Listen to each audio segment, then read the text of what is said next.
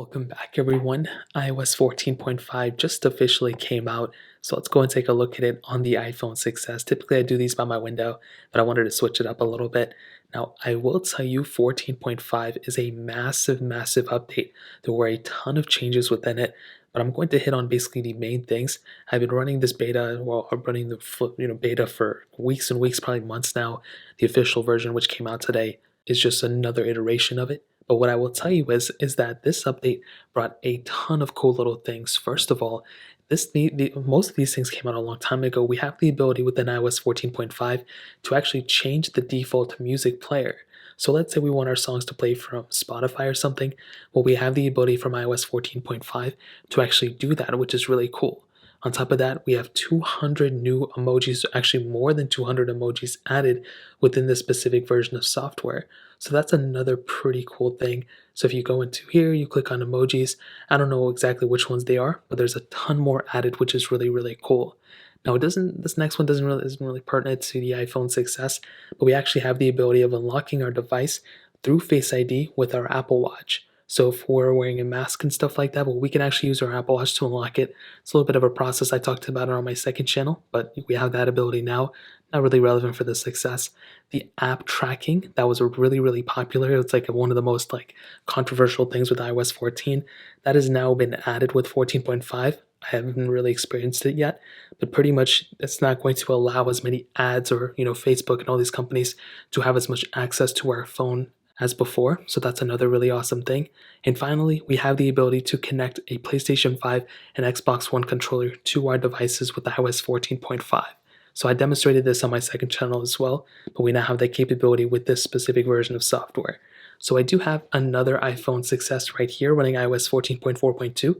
So let's go and do a speed comparison between both these devices and see which one is the faster version. So let's get started. Okay, now that we're back, let's get started. All the apps are cleared out in the background, as you guys can see. Let's do phone calls, 3, 2, 1. 14.5, by the way, is on the right. 14.4.2 is on the left. Let's do their app stores, 3, 2, 1. And it kind of glitched up a little bit on 14.5. So we'll just kind of let that slide. We'll kind of load that in the background. 3, 2, 1. That one was kind of close. I think 14.4.2 was the faster one there. As always, I have a bunch of these third-party apps. Let's do Facebook, 3, 2, 1. And 14.4.2 was the faster one there. Hopping out of this one, let's go ahead and do Twitter, 3, 2, 1. And 14.4.2 again is the faster one here. Let's Snapchat, 3, 2, 1. 14.4.2 I think again was the faster one there. Netflix, 3, 2, 1. And 14.4.2 again was faster. 14.5 a little bit behind. I'm seeing a reoccurring trend here. Let's go ahead and do Temple Run 2, 3, 2, 1.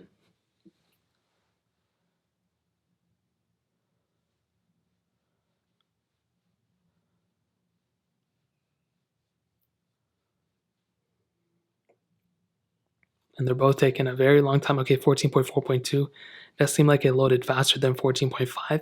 Another, quick, interesting, notable thing. And I think I can do one more app. I think I kind of already see which one is the faster one. Let's do Stack, 3, 2, 1.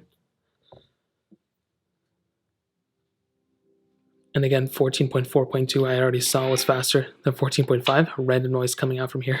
Ultimately, I think 14.5 is slower than 14.4.2 based on this little speed comparison.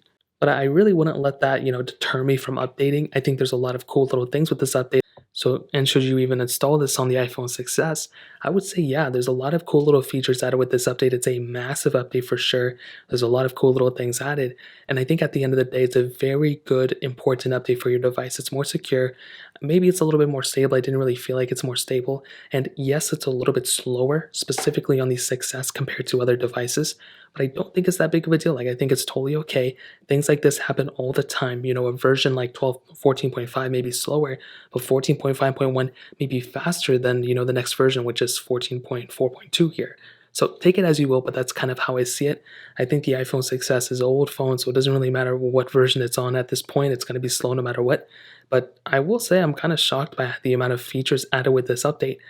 From point A to point B, these things, it did take a long time to perfect this, but I think Apple did a good job with this update. It's slower a little bit on the 6s specifically, but I think it's still a worthwhile update for sure. So in terms of that pretty much covers it up. If you guys have any other questions or anything like that, let me know in the comment section below. Hit the like button, that would mean so much, but definitely hit that subscribe button. Every single subscriber that we get really does count, so it means so much if you guys hit that. Also, check out the other links down in the description as well. My Twitter, my Instagram, my other channels. More importantly than everything else, I love every single one of you guys. Hopefully I'll catch you guys in the next video. Peace out till then.